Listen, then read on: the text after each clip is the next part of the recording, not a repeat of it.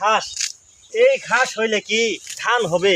হ্যাঁ, আমার ছোট ভাইটারে বললাম তুই একটু খেতটা ঘুরাই, কওছে আর কোনো খোঁজ খবরই নাই।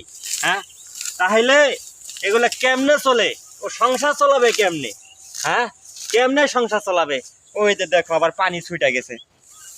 আল্লাহ, কেমনে কি করব আমি? কোনো দিশ পাইতাছি না। ওর একটু কইলাম যে ধান ক্ষেতটা একটু দেখায়। হ্যাঁ, এই যে ফসলগুলা লাগাইলাম, এই ফসল ভাত তো তুইও খাবি, আমিও খামু, তাইলে তুই কাজ কাম করা বাদে কই ঘুরোস? এই হারামজাদা গেল কই? গেল কই? এই তুই এখানে কি করতাছস? এই যে তোরে যে কইলাম যে ক্ষেত খোলাগুলো একটু দেখায়, তুই তো দেখা বাদ দিয়ে এনে বইসা আছস, কারণটা কি? আমি দেখাবাম না, কেন পারবি না? আমি পারবো না।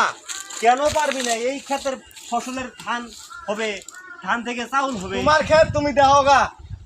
কেন ক্ষেত কি শুধু আমার একলা? তোর ক্ষেত না? হ্যাঁ, তুই কি এই ধানের ভাত খাবি না? না খামু না।